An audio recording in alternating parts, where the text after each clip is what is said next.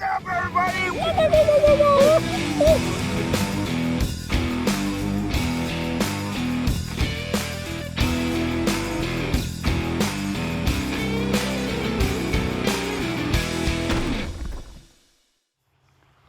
Good morning, everybody. I know you can't see me. It is Wisconsin turkey season, period 3. It is Thursday of that period. I snuck into a spot I had permission for. I put a couple birds to bed, like physically saw them. I couldn't tell if they were toms or not, but I literally just had a gobble probably 100, 150 yards away. I'm up on top of a ridge. These birds were, the ones I saw were roosted above a bottom down here where there's a creek. So I got up above them. I snuck in this morning, got up above them. There's a bunch of tall pines and some oaks and some tall maples in here. So I'm kind of sandwiched in off of that point where behind me is typically where they want to go. There's a plowed cornfield. There's a different block of timber further to the north. So they always want to connect with that kind of spot. So we're going to see what we can do this morning. Hopefully have a some good luck. So let's sit back and listen for some gobbles.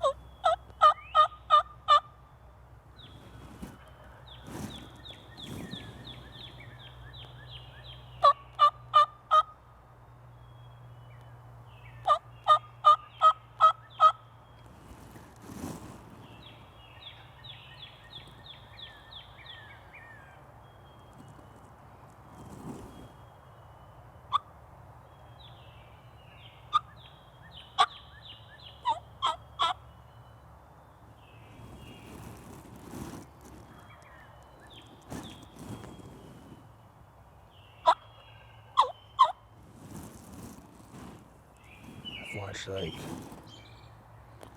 5 or 6 birds pitch down there at about 150 yards, so I'm gonna shut up because I think that bird was roosted away from these hens. He was roosted above the marsh over here to the east. He flew down first, started coming this way. Now, like I said, I've watched like 5 or 6 hens fly down. I'm assuming they're hens, so they're not far, so I gotta shut up and pay attention, but they're all down in the bottom here.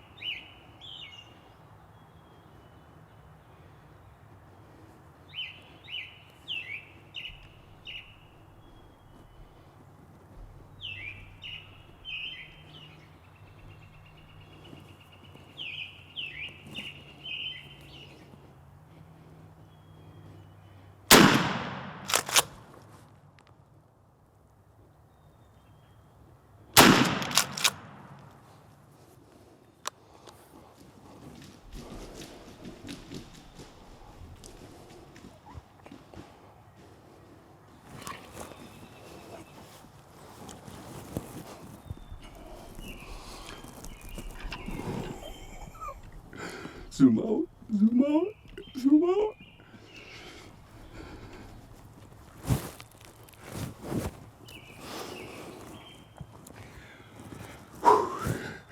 That happened fast. I'm sitting here. Oh man, complete crap show here. I didn't expect to take 2 shots. He's down right there. Oh, spring turkey hunt. Bam. Anyways, I'm sitting here. I'm talking. I just did that interview. Oh man, I'm jacked. I don't know how I fudged that first shot up, but I did. Anyways. Sitting here, just did that interview, watched those birds pitch down in the bottom. All of a sudden, just to the left of some downed trees here, I saw a white head move. He was right there, man. He was right there. He's coming fast. He came up. I don't know, I was kind of zoomed out a little bit, but there's a downed tree at about 70 yards. It was so awesome. Like, he got up to that downed tree and he couldn't see on this side of it. So he literally went under the down tree, and as soon as he went down under the tree, you could see the strutter decoy. That was game over. I waited. I was zoomed out. I wanted to try to get zoomed in a little bit more. I don't care what anybody says. This self-filming stuff is tough. I don't know how I botched that first shot, but I did. He's down right there. Hey, grab him. This is a stud bird. Stud bird. Stud bird. All right, all recovered, walking around, just kind of collecting my thoughts here, getting situated, but you can kind of see right over my shoulder, right in there is where I was sitting. Let's go walk over here. I'll trip and we'll fall in this water.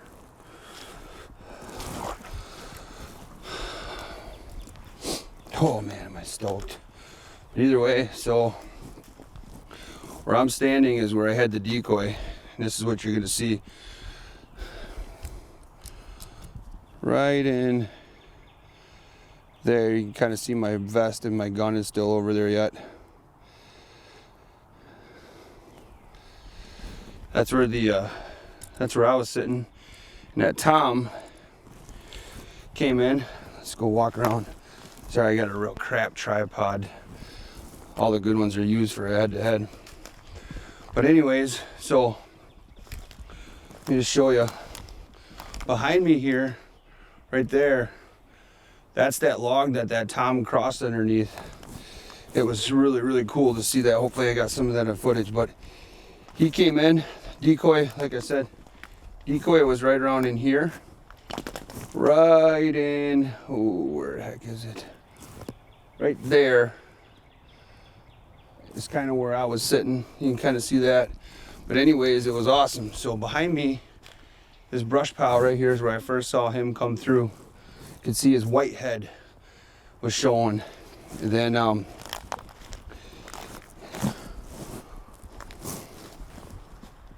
had to be right about in here.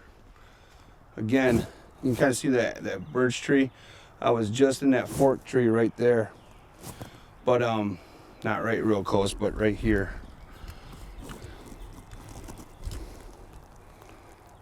There, that's where I was sitting. You can see my blind and stuff, or my seat. So it's hard to tell, but that's about a 30-yard, 40-yard shot. But anyways, go back here. So behind me is that tree, the log that he crossed, and this is the path he took. But when I first saw him, he was coming through all this brush right here behind me. And here's let's explain what we got. So above me, you can see a bunch of tall pines, some oaks, and I actually came in and scouted this spot for the landowner for her tag that she had last week, but unfortunately due to some circumstances she wasn't able to go, so she was kind enough to give me permission. But anyways, so behind me here, you can see the ridge drops off to that bottom, and actually when I came up to recover him, to grab him, all the hens that I watched pitch down were still down in that bottom and ran back off into the marsh. But I'm gonna set this up, see his feathers where he crossed. But anyways, right here, this is awesome. Here's the tree he went underneath. I can see him. He cleared this brush behind me. Again, I apologize. He cleared this brush behind me, got through, and he knew I was calling up here, but he couldn't quite pinpoint it. So then he actually crossed underneath this log and came right in through. But you can kind of see, I'll show you here, the elevation change. So most of those birds were roosted right up above that bottom. And there's a slight ridge. I'm up on a ridge. And out towards the, out there is a plowed soybean field. This is the same woods I was chasing that nice buck during muzzleloader season. But they were roosted. I could see them roosted up here in these pines, and I actually came in last night and I snuck in here. It was so darn windy that I snuck in here and I could see the birds up in the trees. Now I couldn't tell if they were toms or hens, but I could see them up here. So I knew that I had a good inkling that the turkeys were gonna fly down into this bottom right here. There's also a creek that comes through here, because notoriously that's what they do. But then a lot of times what they do is they'll come up on top of this ridge, because it's usually a lot drier up here, and then they'll filter their way out through. There's a pinch point right there of another ditch that goes through, and you can see there's a farm. Plus further to the north, there's another block of timber. Behind me is a farrow field, and then behind me to the north is another bean field. So anyways, typically what these turkeys do, I'm getting everybody dizzy. They'll roost up above me, they'll pitch down, but a lot of times when I set up in this bottom, then they went. I had one successful hunt here where I called one in the bottom, but a lot of times they'll either go to the east, which is where the tom was roosted, or they'll get up top here on this ridge and then want to go to the neighbors or someplace else. So watching a lot of the hunting public, and they had a good tip. I just watched one last night, and they said that if you have the abilities, get above them. Get above them. Makes that bird search out. Like if I would have been down in that bottom, it's pretty wide open down there. He could have seen the decoys from a while and just held up. Plus all his hens were right there. So the fact that I was up above him on a slight elevation change, kind of a transition, and up here, because we've had a lot of big storms come through, it's actually benefited my bow hunting up here as well. This bird had to come searching. We saw him, hopefully we saw him go underneath this big down tree that's been down for the last 3 or 4 years. And then another big popple tree dropped this last year during that high wind storm. But that made that bird come searching for me up on the elevation. He couldn't see me as soon as he got into this timber. He couldn't see this, so he could hear me calling, so he had to come investigate it. And by the time he investigated it, I mean, he was already committed at that point. So thanks Hunting Public for that tip. And there's a good tip, a TRS tip for anybody too. If you can, always try to get above them. I didn't really believe it until today, and now I'm a firm believer. If I had the opportunity, I was nervous about getting up here on this ridge because of the birds being kind of at, not at eye level, but me being more on their game of their field of view. I could have snuck into that bottom really easy this morning along the creek, and it would have went undetected virtually. So what I had to do is I had to go behind me is that farrow field. I walked way out. I got up super early, walked way out in the middle, almost went to this far north corner of this timber, and I snuck through and I got in there and just took my time, not trying to make a lot of noise. But I knew I wanted to try to get to as close to this edge as I could without potentially spooking those birds, and it worked and it panned off. So one cool thing we talked about, this ridge right here, it's a great spot because of now with all these down trees like you see here and like you see here, it really makes for amazing deer hunting right now, because the deer have to search for you as well. I rattled more bucks in than I've ever have.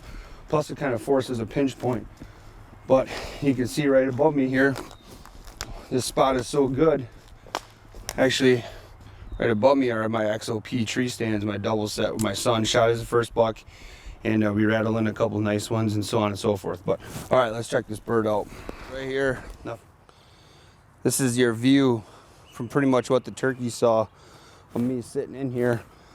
Great spot between two big trees that break up my silhouette. The ghillie suit allows me to blend in really well. Obviously super critical of face mask, but This is the last view right here that maybe he saw, maybe he never saw. So break up your outline.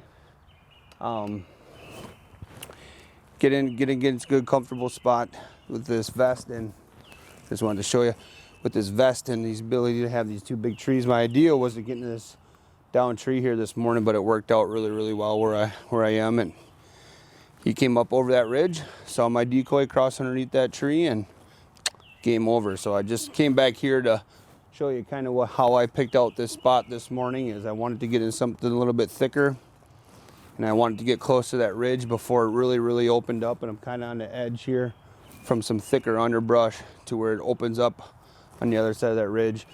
Luckily I found these two real big trees right here to break up my outline. Plus it was comfortable for me to sit here if I was going to need to be here for a while, because what my thinking was is he was actually going to dance around in that bottom with those hens and not come looking for me right away, and then I was going to have to wait out that game from him wanting to try to go up behind me and work to that other field or one of these fields or that other timber behind me. But because I was up above him, made him come looking for me, and because it's thicker around this area and even behind me, he had to definitely do the searching. So this spot was awesome.